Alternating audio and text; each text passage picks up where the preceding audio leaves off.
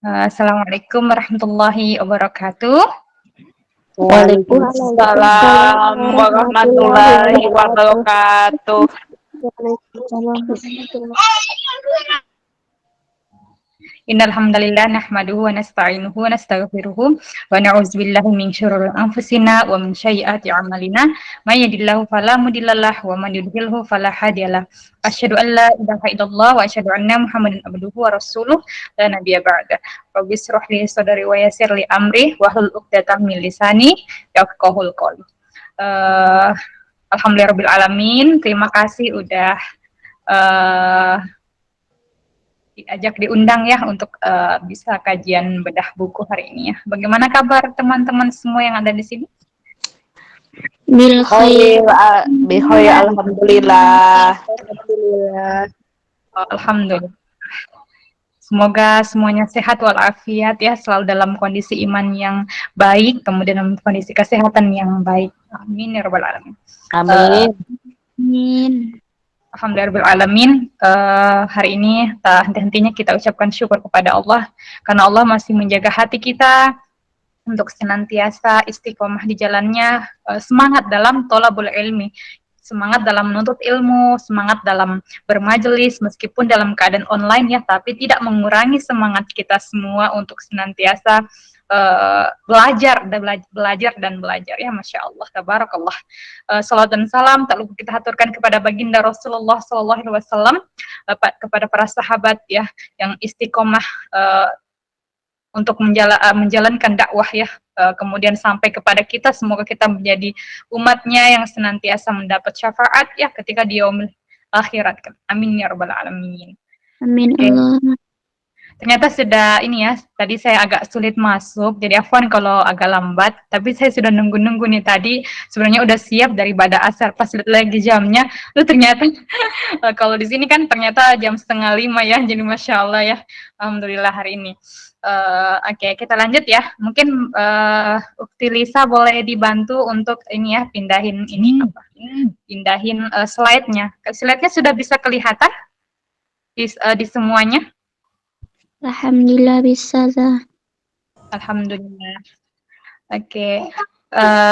Alhamdulillah kalau sudah kelihatan, boleh kita kemudian lanjut ya di slide berikutnya. Bisa. Risma, bisa dilanjut slide berikutnya, Ukti? Oh, Ukti. Siapa yang pegang slide-nya ya, Afwan? Ukti Risma. Oh, Ukti Risma. Oke.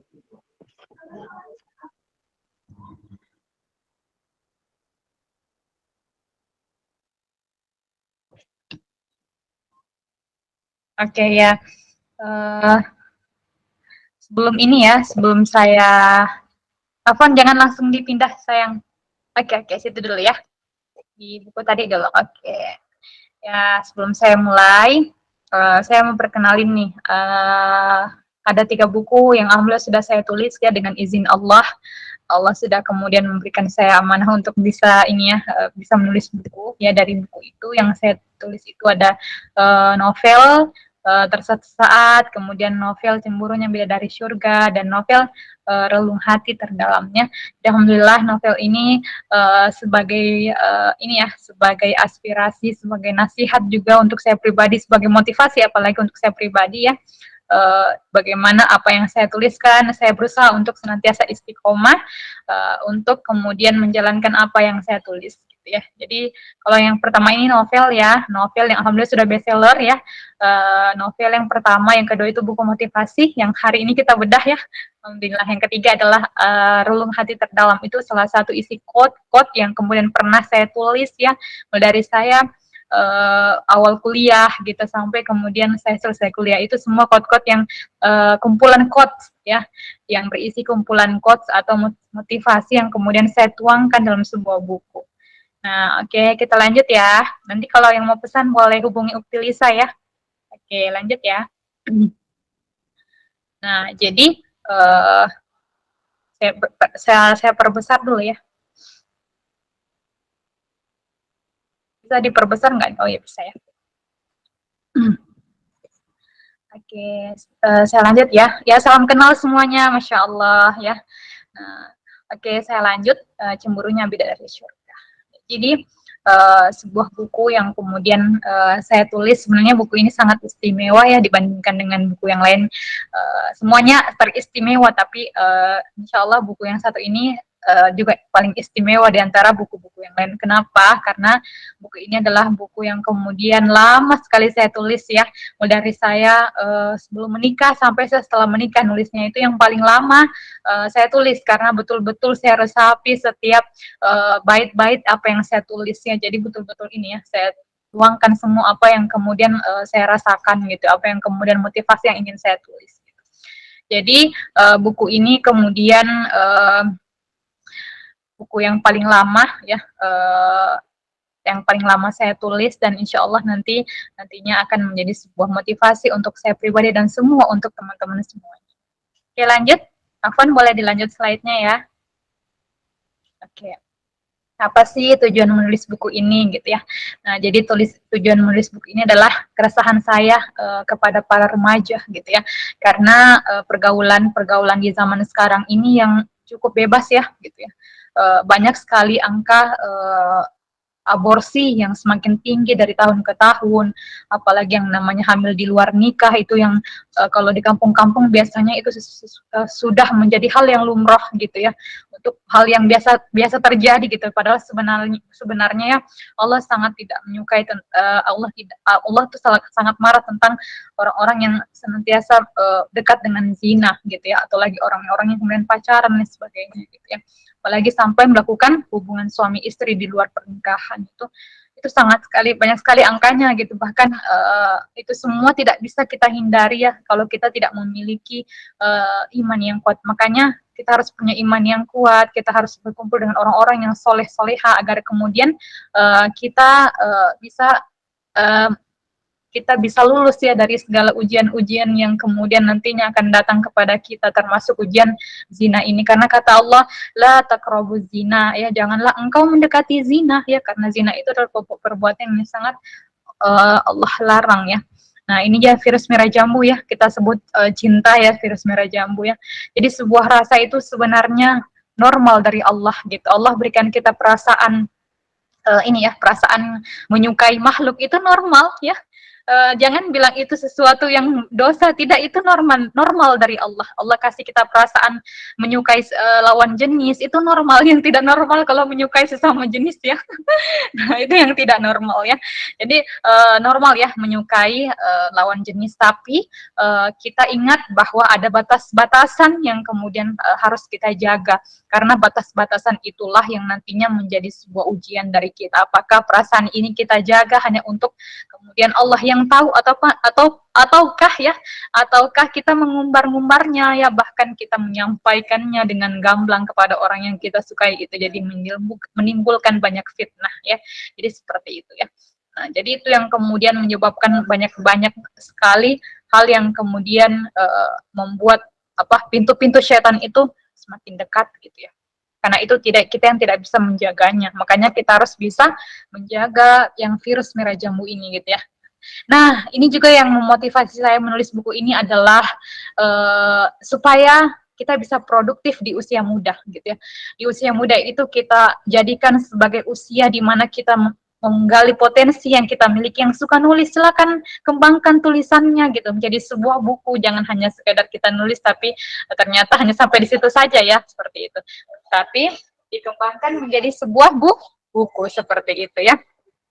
Nah, kemudian selanjutnya boleh lanjut slide-nya.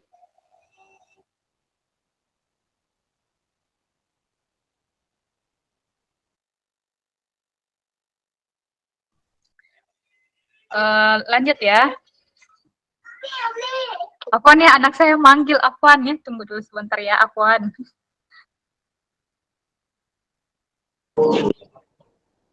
Teman-teman, kita menunggu sedikit sebentar ya. Iya.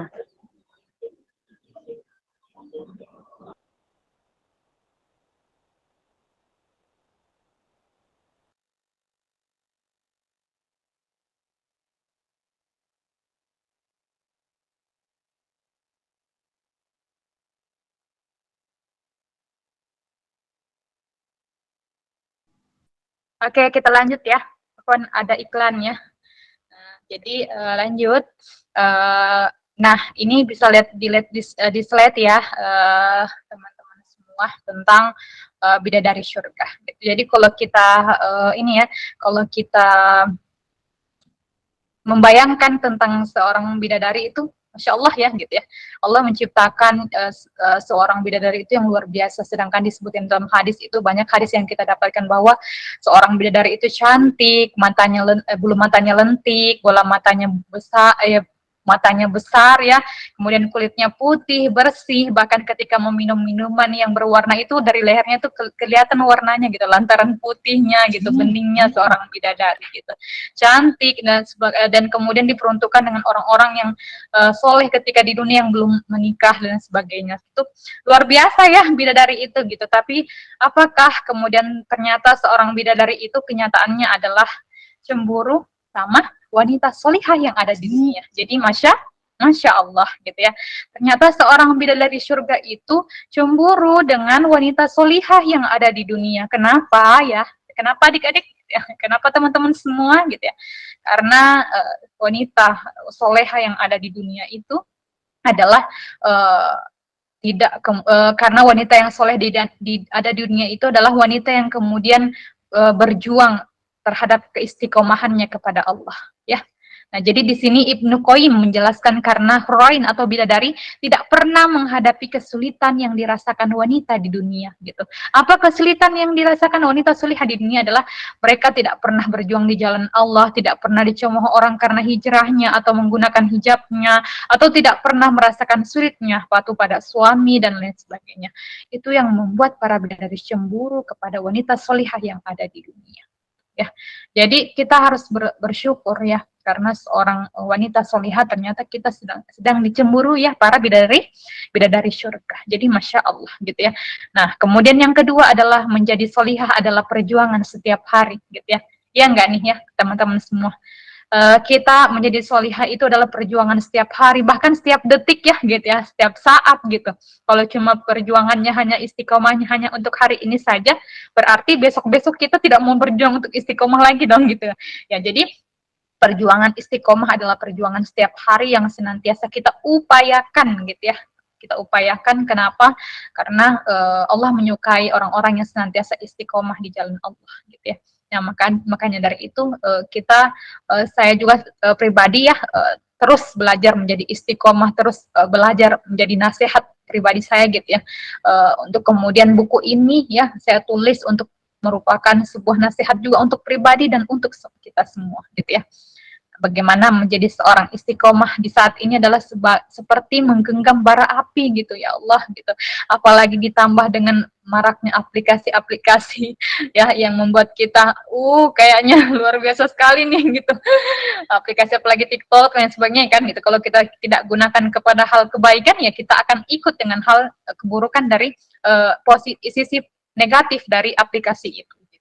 Apalagi sekarang ini yang diajak untuk ke kajian hanya sedikit aja yang mau ya. Tapi coba kan kalau diajak ikut konser gitu ya, atau ikut kemana yang sia-sia gitu, pasti banyak ya gitu ya. Apalagi konser Korea dan sebagainya, penuh ya.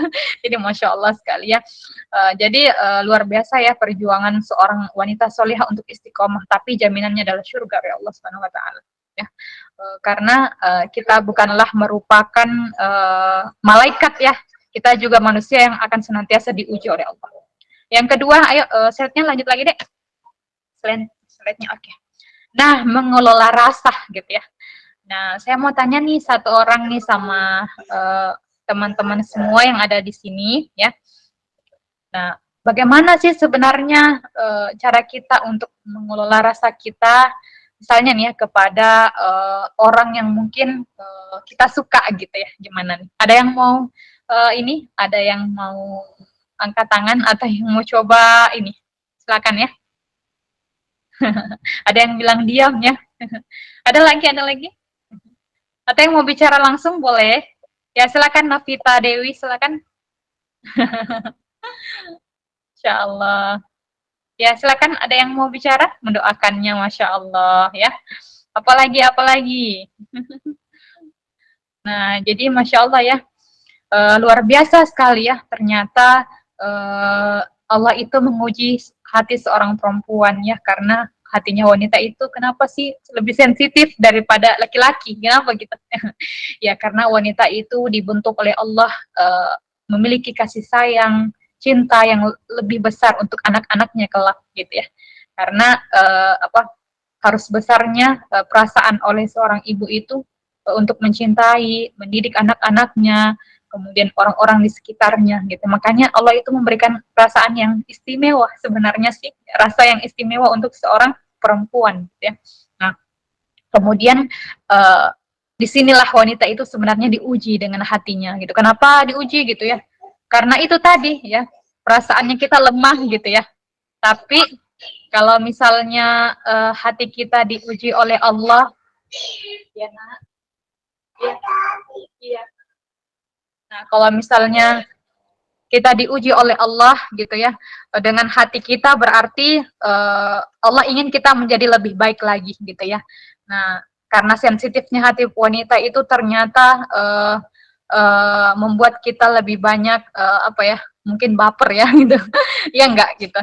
Pasti biasa sering baper ya enggak gitu. Tapi kalau orang yang imannya terjaga, insya Allah bapernya akan diminimalisir gitu ya, atau tidak terlalu dilama-lamakan seperti itu. Nah, kemudian juga ini lagi ya, menjadi solihah adalah perjuangan hati, tahan banting dengan segala cemooh, dengan hijrahnya gitu, dan berbagai ujian dari Allah, dan jangan sampai ujian itu tidak mendekatkan diri kita kepada Allah.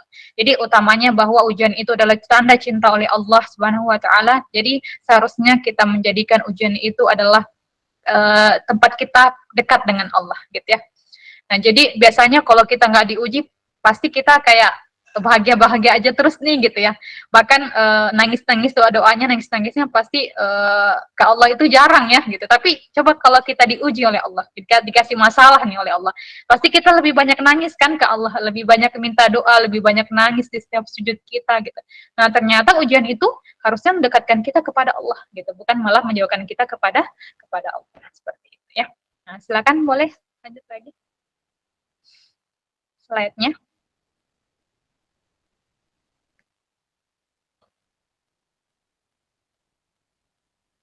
Ayo, siapa yang ini? Nah, Risma, boleh dilanjut slide-nya?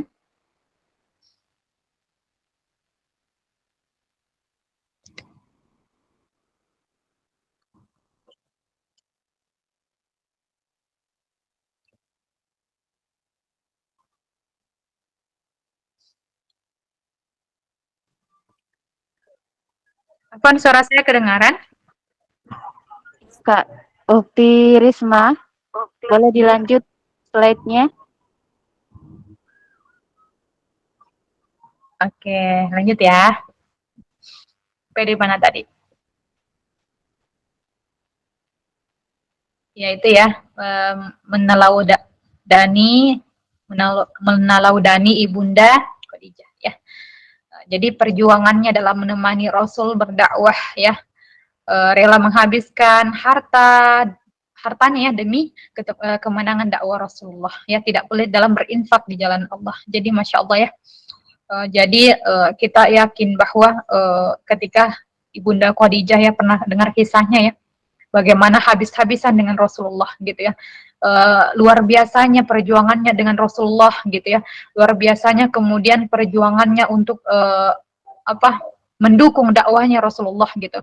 Jadi kita ketahui bersama ya, seorang Khadijah itu adalah seorang janda yang kaya raya ya, yang rupawan gitu, yang cantik gitu ya. Tapi yang mulia gitu ya.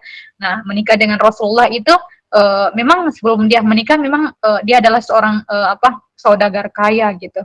Tapi ketika dia menikah dengan Rasulullah, ternyata harta yang kemudian dia punya itu dia infakkan untuk dakwahnya Rasulullah. Ya bayangkan ya, ketika Rasulullah itu berdakwah ya, setiap dari orang yang masuk Islam itu ya, mereka berikan 1 ekor domba gitu ya. Jadi masya Allah sekali ya, diberikan banyak sekali amunisi untuk kemudian mereka itu bisa merasakan ya indahnya Islam gitu ya, karena diberikan tadi ya 1 ekor domba setiap orang yang kemudian mau ikut bersama Rasulullah gitu. Makanya pada saat itu hartanya Khadijah itu habis-habisan gitu ya bersama Rasulullah. Bahkan sampai meninggal dunia itu Ibunda Khadijah pernah berpesan juga ya kepada Rasulullah gitu. Pernah hadisnya ya, saya kurang tahu ini hadisnya lemah atau sahih ya, tapi ini yang pernah saya baca.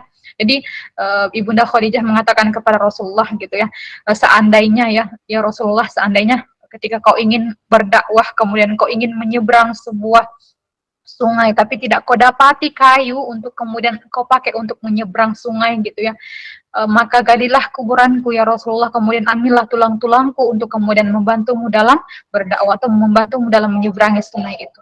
Jadi Masya Allah ya, perjuangannya Ibunda Khadijah. Dia juga yang merasakan apa ya nak, tunggu ya Umi, iya ya sebentar ya, oke. Alvan tunggu ya.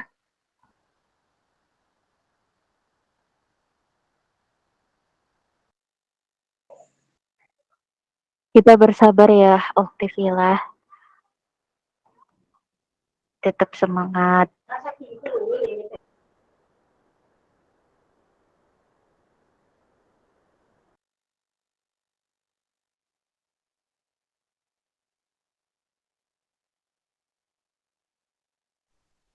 Ya oke, kita lanjut ya. Kemudian bagaimana kemudian pada saat pertama kali Rasulullah itu merasakan yang namanya pertama kali ini ya, turunnya wahyu ya, turunnya wahyu kemudian kepada Rasulullah yang pertama kali yang ada di sisinya Rasulullah adalah siapa?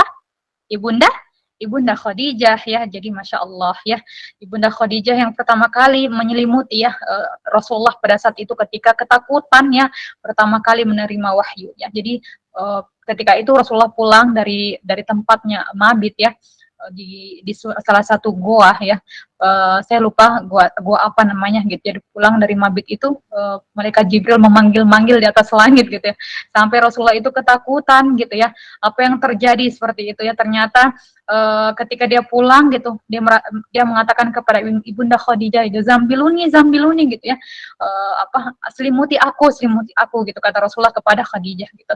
Kemudian Khadijah memberikan kehangatan dengan kemudian menenangkan Rasulullah gitu ya pada saat itu karena ketakutan yang luar biasa gitu ya pada saat itu. Dan ternyata ya kerota ayunnya seorang Khadijah itu mengatakan kepada Rasulullah, kau orang baik ya Rasulullah gitu, kau orang baik ya gitu, kau tidak mungkin kemudian didatangi adalah orang yang kemudian berbuat jahat, tidak ya, itu adalah mungkin adalah utusan dari Allah gitu ya. Itu yang dikatakan oleh Khadijah, itu yang membuat perasaannya Rasulullah yang tadinya ketakutan menjadi tenang seperti itu. Jadi luar biasa sekali, Masya Allah. Lanjut.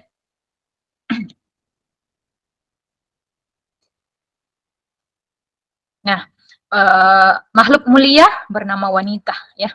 Wanita itu mulia karena auratnya terjaga ya, wibawanya terjaga, memilih kepanasan di dunia karena aurat yang tertutup agar terhindar dari panasnya api neraka.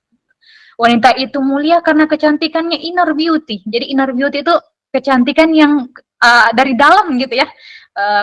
Pernah nggak lihat orang yang kemudian baik gitu, soleha gitu ya, nggak pakai skincarean juga yang ratusan ribu juga akan kelihatan dia baik gitu ya, tenang ketika dipandang gitu ya, Masya Allah gitu ya, tidak perlu pakai skincare mahal gitu ya yang harusnya ini ya memutihkan, mengglowingkan. Ternyata yang paling manjur itu adalah air wudhu, apalagi air wudhu di sepertiga malam, Masya Allah gitu ya. Air wudhu yang senantiasa kita basuh di wajah kita gitu ya, itu yang akan mendatangkan akan mendatangkan ketenangan ya ketika kita lihat orang-orang yang kemudian orang-orang baik ya, orang-orang solehah gitu ya, Masya Allah gitu. Jadi kecantikan adalah inner beauty seperti itu ya. Tapi tidak juga ya, kita tidak merawat diri gitu tetap ya, kita tetap pakai skincare dan sebagainya gitu ya, tapi yang utama adalah bagaimana inner beauty itu terpancar dari hati kita sebenarnya, seperti itu ya. Nah, jadi menjadi yang terbaik di hadapan Allah bukan di hadapan manusia, karena kita akan senantiasa kecewa jika berharap pada manusia gitu. Benar nggak nih ya? Kita akan senantiasa kecewa nih ya teman-teman semua, adik-adik semua gitu. Kita akan senantiasa kecewa ketika kita berharap kepada manusia. Karena apa gitu ya? karena manusia adalah makhluk juga gitu ya.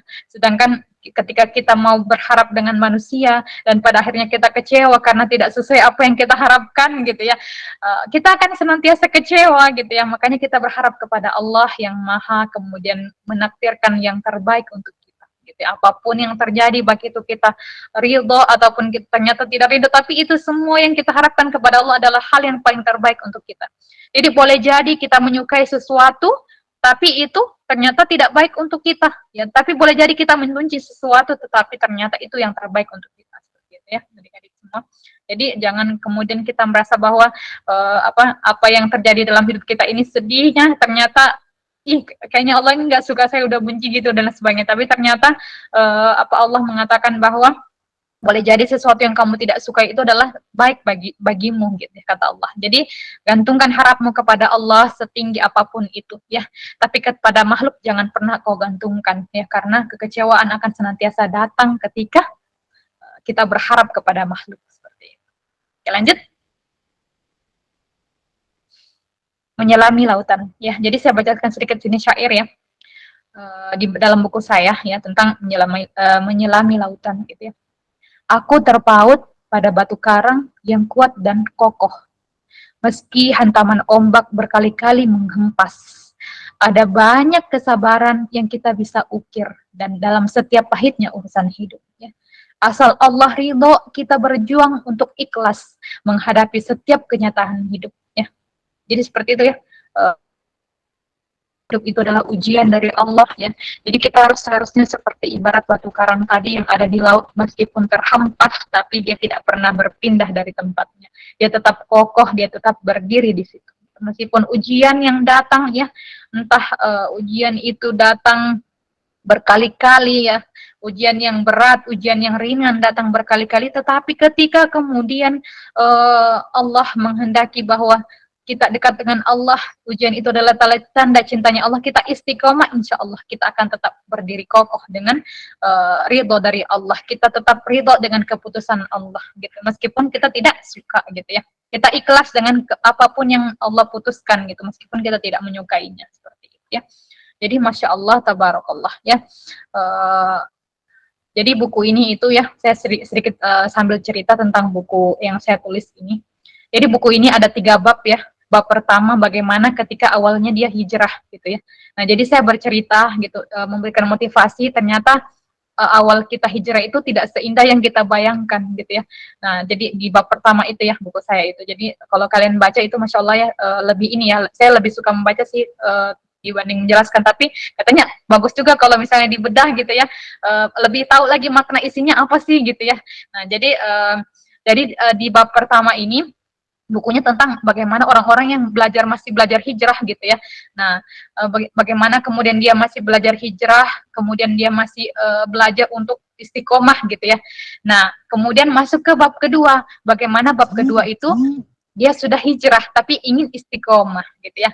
Nah, ketika dia sudah masuk di tahap kedua, di bab kedua ya, dia sudah hijrah, dia sudah belajar untuk menutup auratnya dan sebagainya, tetapi di bagaimana dia senantiasa istiqomah. Nah, dan di bab ketiga ini bab yang paling ini ya, paling kalau kita bilang yang so sweet gitu ya.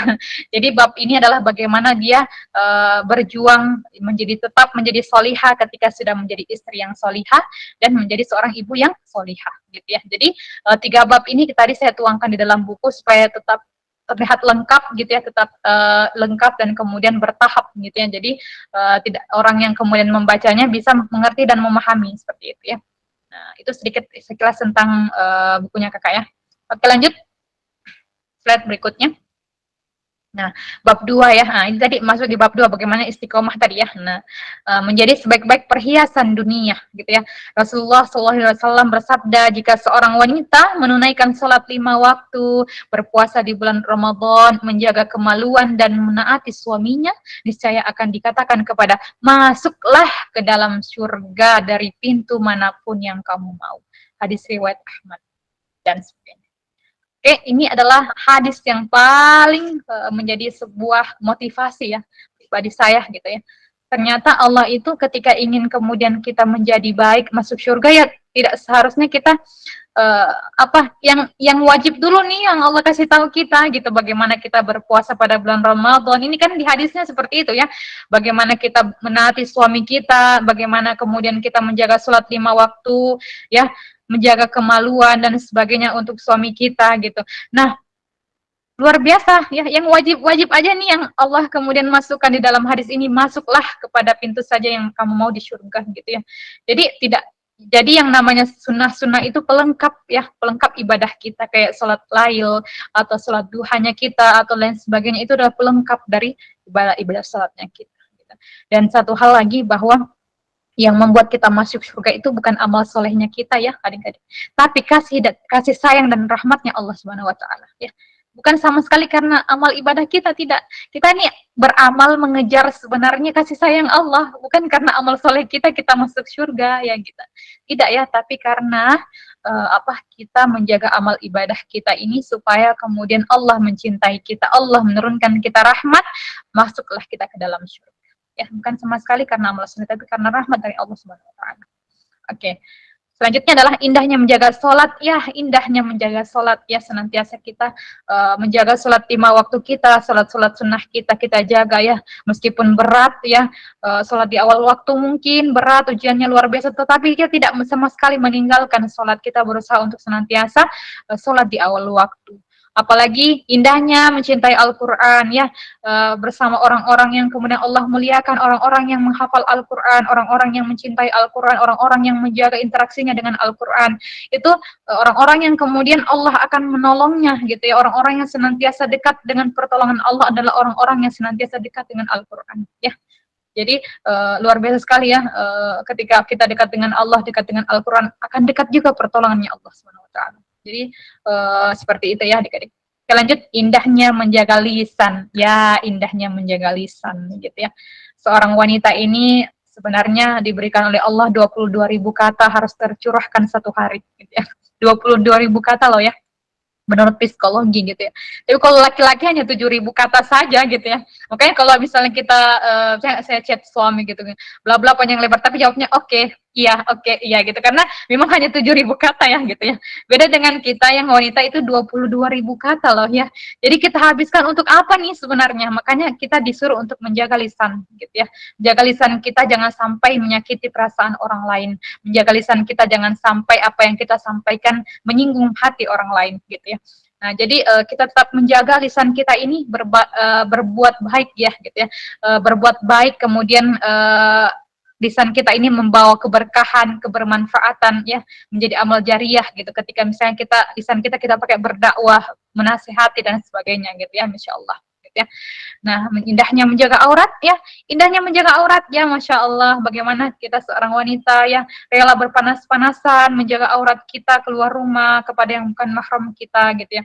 Nah, itulah yang semuanya membuat kecintaan Allah itu turun kepada kita gitu ya, ketika kita menjaga aurat gitu ya.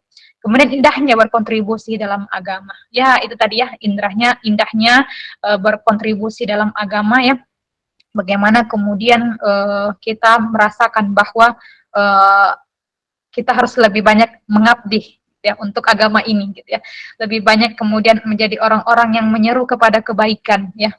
Jadi kontribusi kita terhadap agama itu tidak hanya sekedar kita menjadi pendakwah saja, tetapi bisa jadi kita menjadi panitia-panitia dalam agenda-agenda gitu.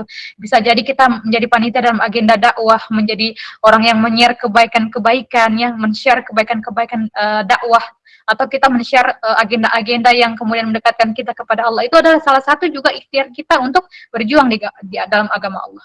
Dan jadi saya juga support sekali dengan SHS ini ya, Masya Allah gitu ya, kajiannya luar biasa semuanya gitu ya, mengundang banyak sekali pemateri yang luar biasa gitu ya. Saya support sekali bisa menjadi wadah belajar untuk para muslim dan muslimah semuanya ya. Luar biasa ya untuk SHS, semoga istiqomah, kemudian semoga senantiasa sukses ya, sukses SHS-nya gitu ya. Dan juga yang kedua tahunnya, Masya Allah ya, barakallahu fikum ya. Oke, lanjut lagi.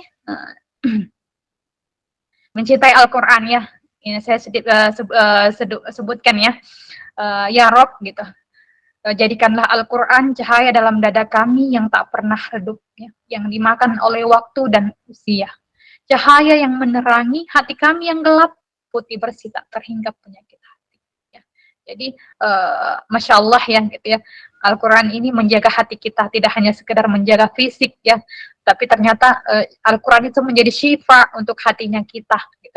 Kalau kita rasa-rasa galaunya lebih banyak nih hari ini gitu, kalau kita rasa-rasa kayak, aduh kayaknya lebih banyak galaunya, lebih banyak buka HP-nya gitu ya daripada buka Qurannya misalnya, itu kita rasa-rasa lagi Allah seperti itu ya. Biasanya kalau nggak sempat tuh dengar murotal aja gitu ya, atau lagi haid dengar murotal. Yang penting interaksi kita dengan Al-Quran itu kita tidak ini ya, kita tidak jauh gitu ya. Nah, kalau misalnya kita tidak sedang dalam keadaan uzur atau haid gitu ya, kita baca Quran minimal gitu 2 lembar, 3 lembar, atau bahkan masya Allah kalau ada yang bisa 1 juz ya, 2 juz ya masya Allah sekali ya. Nah, jadi itu yang membuat kita dicintai oleh Allah adalah bagaimana kita dekat dengan Al-Quran. Ya, kita tidak jauh dari Al-Quran. Seperti itu, ya. Apalagi orang yang senantiasa memperbaharui hafalan Al-Qurannya, itu adalah orang yang senantiasa menjaga, senantiasa meroja hafalannya, itu orang-orang yang kemudian dimulia di sisi Allah. Ya. Insya Allah ya, lanjut. Bab 3 yang tadi kemudian saya sudah sampaikan ya, mitsaqon golizo ya, menikah menyempurnakan separuh agama ya. Ya, betul sekali ya, bahwa ketika kita menikah ternyata kita menyempurnakan separuh agama kita gitu ya. Berarti yang belum menikah belum sempurna ya separuhnya gitu. Ya makanya semoga disegerakan ya, insya Allah yang belum menikah ya di grup ini disegerakan ya Allah gitu jodohnya ya Allah, jodoh yang soleh, jodoh yang soleha gitu, semoga Allah segerakan di waktu yang tepat insya Allah ya. Nah jadi Nabi Muhammad SAW bersabda ya, ketika seorang hamba sudah melaksanakan akad nikah gitu ya, maka berarti dia sudah menyempurnakan atau menjaga setengah dari agamanya ya. Jadi maka bertakwalah kepada Allah pada setengah sisanya. Ini masya Allah ya. Jadi perjuangannya jomblo fisabilillah gitu, masya Allah. Saya pernah berada di titik kalian yang belum menikah ini loh, masya Allah. Perjuangannya berat sekali ya, menjaga hati, menjaga diri ya. Itu luar biasa sekali ya, masya Allah perjuangannya. Yang apalagi kalau misalnya banyak ikhwan-ikhwan yang modus-modus nih gitu, nanyain apa kabar ukti dan sebagainya gitu, udah makan belum gitu. Nah itu ya kita anggap panggil lewat aja ya gitu. Jadi apalagi yang ada yang namanya pacaran syar'i, aduh tidak ada ya Allah, tidak ada yang namanya pacaran syar'i, tidak ada. Apalagi namanya ta'aruf berkodok pacaran gitu. Aduh, pacaran berkodok ta'aruf itu nggak ada juga sama sekali ya solihah gitu ya. Jadi Allah melarang kita untuk kemudian untuk kemudian pacaran, apalagi ta'aruf yang berkodok pacaran sebagainya gitu ya, tidak ada di dalam Islam. Kalau misalnya dia serius, dia mau menikah dengan kita, dia datangi orang tua kita atau bicara langsung kepada orang tua kita, tidak memberikan harapan, tidak memberikan janji-janji, tidak memberikan kita janji-janji manis ya, harapan-harapan palsu gitu, dia langsung membuktikan gitu ya. Nah, itulah yang terbaik gitu ya, ikhwan yang terbaik gitu ya. Makanya kalau misalnya ada yang ikhwan, nanti aku nikahin kamu 5 tahun lagi ya, aduh jangan percaya. Jangan percaya ya gitu. Atau aku nikahin kamu ini nih, belum tentu ya, karena belum tentu jodohnya dia gitu ya. Apalagi yang pacaran ya, 10 tahun, 5 tahun, dan akhirnya tidak menikah dengan dia. Itu ternyata selama ini jagain jodohnya orang dong, ya Allah gitu ya. Jadi banyak ruginya, belum kita rugi materi, belum kita rugi waktu gitu, belum kita rugi kuota data gitu. Apalagi kalau diajak-ajak makan-makan, buang uang lagi gitu, masya Allah. Apalagi yang namanya hati kita sudah berzina dan sebagainya gitu. Apalagi sudah pegangan tangan, apalagi masuk ke dalam ranah berhubungan suami istri yang bukan mahramnya, ya Allah gitu. Itu sudah masuk setan akan sedikit demi sedikit untuk kemudian membuat kita jauh dari Allah gitu. Makanya celah itu kita tutup ya. Berusaha kita menjadi jomblo yang fisabilillah, jomblo yang betul-betul mengharap ridhonya Allah, mohon dikuatkan hatinya gitu ya, supaya kemudian Allah mendatangkan kita laki-laki yang terbaik gitu ya. Nah, jadi lanjut slide-nya. Nah, kisah tentang menikah menyempurnakan separuh agama ya. Ada yang pertama, bagaimana kita menjadi istri yang solehah ya, menjadi istri yang solehah, menjadi qurrata a'yun untuk keluarga gitu ya, masya Allah. Yang kedua adalah menjadi madrasah pertama anak. Ya betul sekali ya, ternyata menjadi seorang ibu perjuangannya adalah menjadi madrasah pertama anak, mengajarkan anak tentang siapa itu Allah, siapa itu Rasulullah, apa itu rukun iman, apa itu rukun Islam gitu, apa itu tentang tentang aurat dan sebagainya. Itu kitalah yang pertama kali harus mengajarkannya kepada anak kita sebelum kepada yang lain. Mengajarkan Al-Fatihah gitu, dia bacakan setiap hari gitu ya. Kita coba untuk berusaha gitu ya mengajarkannya, apalagi membacakan Al-Qur'an dan sebagainya gitu. Itu adalah perjuangan menjadi seorang ibu solihah gitu ya. Nah, kemudian juga menjadi qurrata a'yun untuk keluarga gitu. Iya, kita jadikanlah diri kita ini penyejuk hati suami kita, penyejuk hati anak kita, meskipun kadang itu orang ibu itu menjaga kewarasan itu ya perjuangan juga ya gitu, apalagi kalau anak rewel gitu, masya Allah gitu, itulah ujiannya ya. Makanya kita tetap ini ya harus bisa menikah dengan seorang lelaki yang harus memiliki visi dan misi yang sama ya, karena kelak nanti ya ketika visi dan misi kita tidak sama, maka kita susah untuk menyamakan visi misi kita kepada suami kita. Jadi makanya sebelum menikah haruslah kemudian kita tahu apa visi dan misinya seorang calon suami kita itu mau menikah untuk apa sih sebenarnya gitu ya. Makanya harus bisa saling melengkapi gitu ya. Nah, apalagi baiti jannati ya, kita jadikanlah rumah kita ini ibarat surga gitu ya, ibarat surganya suami, surganya anak gitu ya, menjadikan rumah ini sesuatu yang indah, nyaman untuk ditempati, ditinggali gitu. Mereka merasakan bahwa ketika tidak ada umi di rumah, seperti tidak ada surga di rumah gitu ya. Ketika tidak ada mamah di rumah, seperti tidak ada surga di rumah gitu ya. Nah, jadi kita jadikanlah rumah kita ini adalah baiti jannati, ya, rumahku surga. Lanjut. Nah, oke adik-adik semua, teman-teman semua, maukah kalian berjuang bersamaku? Ya, insya Allah semua mau ya. Insya Allah semua mau ya. Oke, lanjut lagi. Oke, terima kasih. Oke, terakhir ada kata motivasi dari saya. Teruslah berkarya, menggali potensi diri dengan ridha Allah. Tutup telinga dari penilaian negatif ya. Tutup telinga dari penilaian negatif manusia, sebab mereka hanya bisa menilai buruk tetapi tidak dapat mewujudkan mimpi-mimpi. Khairon Nisa. Oke, mungkin cukup itu dari saya. Afwan jika ada salah-salah kata. Semoga Allah kemudian menjadikan kita orang-orang yang senantiasa setiap hari istiqomah ya, setiap hari berbuat baik, setiap hari kemudian berusaha untuk menjadi yang terbaik ya, insya Allah ya. Insya Allah itu untuk motivasi saya pribadi dan juga motivasi untuk teman-teman semuanya. Oke, barakallahu fikum. Wassalamualaikum warahmatullahi wabarakatuh. Waalaikumsalam warahmatullahi taala wabarakatuh. Waalaikumsalam warahmatullahi wabarakatuh. Silakan atas materi dan juga ilmu yang telah disampaikan Kak Winda, Masya Allah yang luar biasa ya. Banyak manfaat yang kita petik. Untuk selanjutnya yaitu kita ke sesi tanya jawab. Silakan teman-teman, ada yang ingin bertanya ditulis di kolom komentar, nanti akan dibacakan. Namun sebelum itu kita sedikit membuka di bagian mumpung ini beda buku ya Kak. Sedikit kita buka di bagian halaman ya 16. Ada yang menarik di situ bagian kalimat terakhir tuh Kak. Wanita ya, di bagian memahami jiwa. Wanita memang makhluk perasa, sangat berasa karena paling sering merasa. Akan tetapi jiwanya kuat, melebihi perasaannya. Iya. Nah, terus kalau bisa dibilang ini menggambarkan bahwa perempuan yang udah dewasa ya pasti memiliki rasa kepada seseorang gitu. Namun ia sendiri kayak menahan diri untuk memilih percaya kepada takdirnya. Nah, karena kalau melihat wanita di zaman sekarang itu sulit banget ya Kak untuk menahan perasaan itu kayak gitu.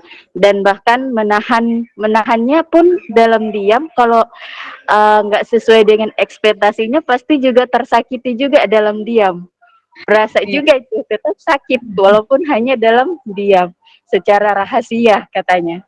Nah, bagaimana Kak tanggapannya Kakak jika kita yang sekarang ini, eee, maksudnya apa yang harus kita lakukan supaya kita ini tetap bukan hanya mampu gitu untuk menahan rasa, tetapi juga mampu untuk, apa ya, bisa menjadi wanita yang dicemburui oleh bidadari surga kayak gitu.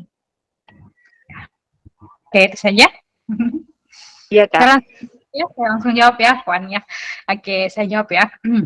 Jadi perasaan itu ketika misalnya kita punya rasa gitu ya, atau kita mengagumi gitu sosok seseorang gitu ya.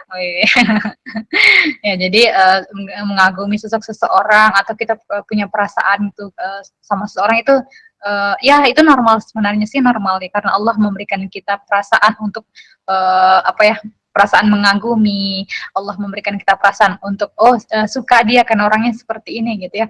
Tetapi ketika perasaan itu sudah semakin dalam ya, atau perasaan itu mungkin sudah membuat kita lupa kepada Allah gitu, atau merasakan itu kegalauan kita itu ternyata lebih galau kita dengan dia dapat beda dengan galaunya kita dengan dosa-dosanya kita, itu lebih seperti kayak lebih berat galaunya kita ke dia gitu ya.